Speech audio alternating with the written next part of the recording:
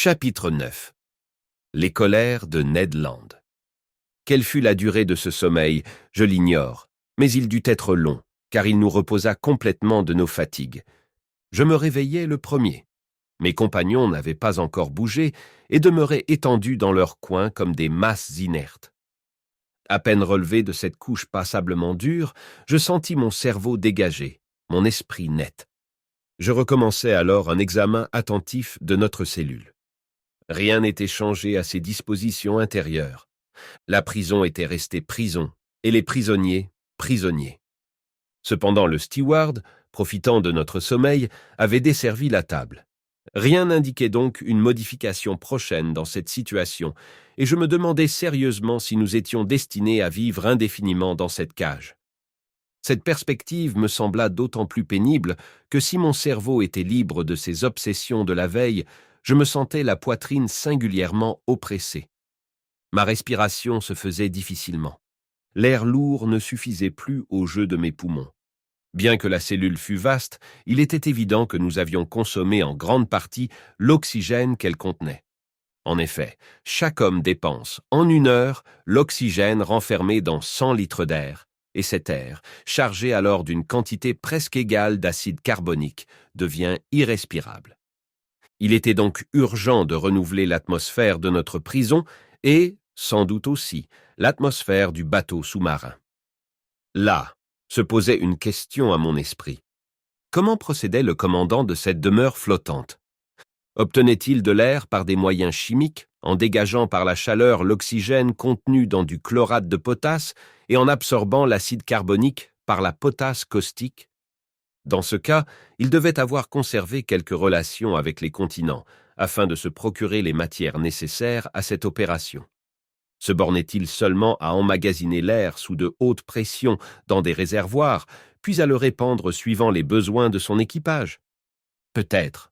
Ou, procédé plus commode, plus économique et par conséquent plus probable, se contentait-il de revenir respirer à la surface des eaux comme un cétacé et de renouveler pour 24 heures sa provision d'atmosphère?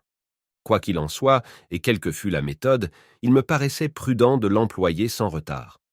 En effet, j'étais déjà réduit à multiplier mes inspirations pour extraire de cette cellule le peu d'oxygène qu'elle renfermait, quand, soudain, je fus rafraîchi par un courant d'air pur et tout parfumé d'émanations salines. C'était bien la brise de mer, vivifiante et chargée d'iode. J'ouvris largement la bouche, et mes poumons se saturèrent de fraîches molécules. En même temps, je sentis un balancement, un roulis de médiocre amplitude, mais parfaitement déterminable. Le bateau, le monstre de tôle, venait évidemment de remonter à la surface de l'océan pour y respirer à la façon des baleines.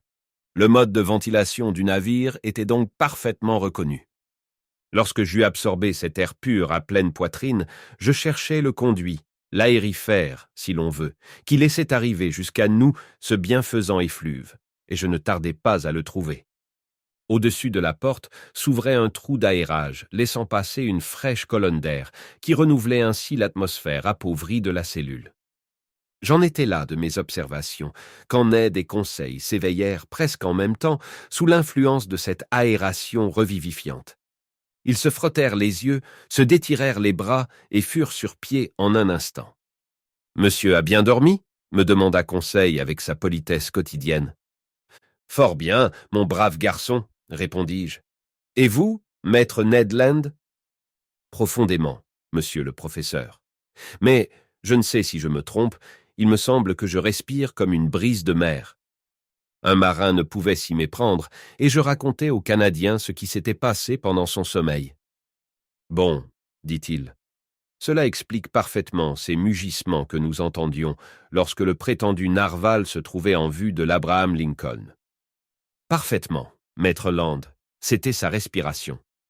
Seulement, monsieur Aronnax, je n'ai aucune idée de l'heure qu'il est, à moins que ce ne soit l'heure du dîner. L'heure du dîner, mon digne harponneur. Dites au moins l'heure du déjeuner, car nous sommes certainement au lendemain d'hier. Ce qui démontre, répondit Conseil, que nous avons pris 24 heures de sommeil. C'est mon avis, répondis-je.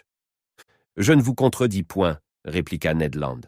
Mais dîner ou déjeuner, le steward sera le bienvenu, qu'il apporte l'un ou l'autre. L'un et l'autre, dit Conseil. Juste, répondit le Canadien. Nous avons droit à 2 repas, et pour mon compte, je ferai honneur à tous les 2. Eh bien, Ned, attendons, répondis-je. Il est évident que ces inconnus n'ont pas l'intention de nous laisser mourir de faim, car, dans ce cas, le dîner d'hier soir n'aurait aucun sens. À moins qu'on ne nous engraisse, riposta Ned. Je proteste, répondis-je. Nous ne sommes point tombés entre les mains de cannibales. Une fois n'est pas coutume, répondit sérieusement le Canadien. Qui sait si ces gens-là ne sont pas privés depuis longtemps de chair fraîche, et dans ce cas, 3 particuliers sains et bien constitués comme monsieur le professeur, son domestique et moi. Chassez ces idées, maître Land, répondis-je au harponneur, et surtout, ne partez pas de là pour vous emporter contre nos hôtes, ce qui ne pourrait qu'aggraver la situation. En tout cas, dit le harponneur, j'ai une faim de tous les diables, et dîner ou déjeuner, le repas n'arrive guère. Maître Land, répliquai-je, il faut se conformer au règlement du bord, et je suppose que notre estomac avance sur la cloche du maître coq. Eh bien, on le mettra à l'heure, répondit tranquillement Conseil. Je vous reconnais là, ami Conseil, riposta l'impatient Canadien. Vous usez peu votre bile et vos nerfs. Toujours calme. Vous seriez capable de dire vos grâces avant votre bénédicité, et de mourir de faim plutôt que de vous plaindre. À quoi cela servirait-il ? Demanda Conseil. Mais cela servirait à se plaindre. C'est déjà quelque chose. Et si ces pirates, je dis pirates par respect, et pour ne pas contrarier monsieur le professeur qui défend de les appeler cannibales, si ces pirates se figurent qu'ils vont me garder dans cette cage où j'étouffe sans apprendre de quels jurons j'assaisonne mes emportements, ils se trompent. Voyons, monsieur Aronnax, parlez franchement. Croyez-vous qu'ils nous tiennent longtemps dans cette boîte de fer? À dire vrai, je n'en sais pas plus long que vous, ami Land. Mais enfin, que supposez-vous? Je suppose que le hasard nous a rendus maîtres d'un secret important. Or, si l'équipage de ce bateau sous-marin a intérêt à le garder, et si cet intérêt est plus grave que la vie de 3 hommes, je crois notre existence très compromise. Dans le cas contraire, à la première occasion, le monstre qui nous a engloutis nous rendra au monde habité par nos semblables. À moins qu'il ne nous enrôle parmi son équipage, dit Conseil, et qu'il nous garde ainsi. Jusqu'au moment, répliqua Ned Land, où quelque frégate, plus rapide ou plus adroite que l'Abraham Lincoln, s'emparera de ce nid de forbans et enverra son équipage et nous respirer une dernière fois au bout de sa grand-vergue. Bien raisonné, maître Land, répliquai-je. Mais on ne nous a pas encore fait, que je sache, de proposition à cet égard. Inutile donc de discuter le parti que nous devrons prendre, le cas échéant. Je vous le répète, attendons, prenons conseil des circonstances et ne faisons rien puisqu'il n'y a rien à faire. Au contraire. Monsieur le professeur, répondit le harponneur, qui n'en voulait pas démordre, il faut faire quelque chose. Et quoi donc, maître Land? Nous sauver.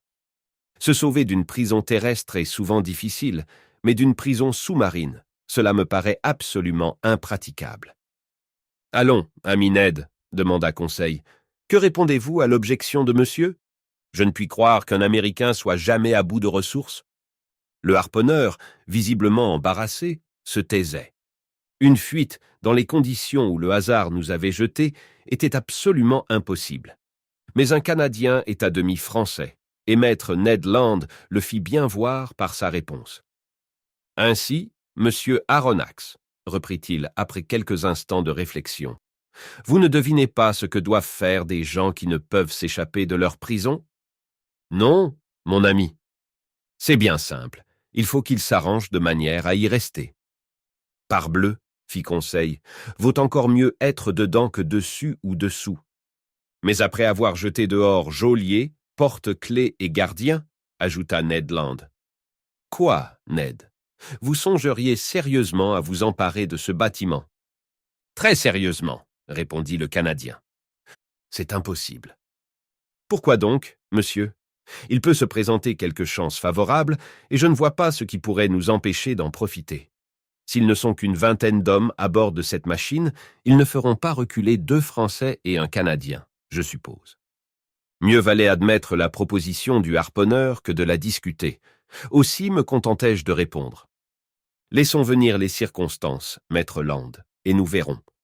Mais, jusque-là, je vous en prie, contenez votre impatience. On ne peut agir que par ruse, et ce n'est pas en vous emportant que vous ferez naître des chances favorables. Promettez-moi donc que vous accepterez la situation sans trop de colère.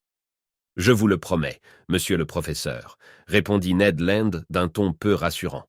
« Pas un mot violent ne sortira de ma bouche, pas un geste brutal ne me trahira, quand bien même le service de la table ne se ferait pas avec toute la régularité désirable. »« J'ai votre parole, Ned », répondis-je au Canadien.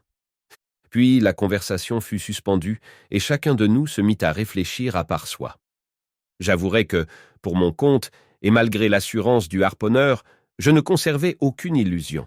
Je n'admettais pas ces chances favorables dont Ned Land avait parlé. Pour être si sûrement manœuvré, le bateau sous-marin exigeait un nombreux équipage, et conséquemment, dans le cas d'une lutte, nous aurions affaire à trop forte partie. D'ailleurs, il fallait, avant tout, être libre, et nous ne l'étions pas. Je ne voyais même aucun moyen de fuir cette cellule de tôle si hermétiquement fermée. Et pour peu que l'étrange commandant de ce bateau eût un secret à garder, ce qui paraissait au moins probable, il ne nous laisserait pas agir librement à son bord. Maintenant, se débarrasserait-il de nous par la violence, ou nous jetterait-il un jour sur quelque coin de terre? C'était là l'inconnu. Toutes ces hypothèses me semblaient extrêmement plausibles, et il fallait être un harponneur pour espérer de reconquérir sa liberté. Je compris d'ailleurs que les idées de Ned Land s'aigrissaient avec les réflexions qui s'emparaient de son cerveau. J'entendais peu à peu les jurons gronder au fond de son gosier, et je voyais ses gestes redevenir menaçants. Il se levait, tournait comme une bête fauve en cage, frappait les murs du pied et du poing. D'ailleurs, le temps s'écoulait. La faim se faisait cruellement sentir, et cette fois, le steward ne paraissait pas. Et c'était oublier trop longtemps notre position de naufragés si l'on avait réellement de bonnes intentions à notre égard. Ned Land, tourmenté par les tiraillements de son robuste estomac, se montait de plus en plus, et, malgré sa parole, je craignais véritablement une explosion, lorsqu'il se trouverait en présence de l'un des hommes du bord. Pendant 2 heures encore, la colère de Ned Land s'exalta. Le Canadien appelait, il criait, mais en vain. Les murailles de tôle étaient sourdes. Je n'entendais même aucun bruit à l'intérieur de ce bateau, qui semblait mort. Il ne bougeait pas, car j'aurais évidemment senti les frémissements de la coque sous l'impulsion de l'hélice. Plongé sans doute dans l'abîme des eaux, il n'appartenait plus à la terre. Tout ce morne silence était effrayant. Quant à notre abandon, à notre isolement au fond de cette cellule, je n'osais estimer ce qu'il pourrait durer. Les espérances que j'avais conçues après notre entrevue avec le commandant du bord s'effaçaient peu à peu. La douceur du regard de cet homme, l'expression généreuse de sa physionomie, la noblesse de son maintien, tout disparaissait de mon souvenir. Je revoyais cet énigmatique personnage tel qu'il devait être, nécessairement impitoyable, cruel. Je le sentais en dehors de l'humanité, inaccessible à tout sentiment de pitié, implacable ennemi de ses semblables auxquels il avait dû vouer une impérissable haine. Mais cet homme allait-il donc nous laisser périr d'inanition, enfermés dans cette prison étroite, livrés à ces horribles tentations auxquelles pousse la faim farouche? Cette affreuse pensée prit dans mon esprit une intensité terrible, et, l'imagination aidant, je me sentis envahir par une épouvante insensée. Conseil restait calme, Ned Land rugissait. En ce moment, un bruit se fit entendre extérieurement. Des pas résonnèrent sur la dalle de métal. Les serrures furent fouillées, la porte s'ouvrit, le steward parut. Avant que j'eusse fait un mouvement pour l'en empêcher, le Canadien s'était précipité sur ce malheureux. Il l'avait renversé, il le tenait à la gorge. Le steward étouffait sous sa main puissante. Conseil cherchait déjà à retirer des mains du harponneur sa victime à demi suffoquée, et j'allais joindre mes efforts aux siens, quand subitement je fus cloué à ma place par ces mots prononcés en français. « Calmez-vous, maître Land, et vous, Monsieur le professeur, veuillez m'écouter.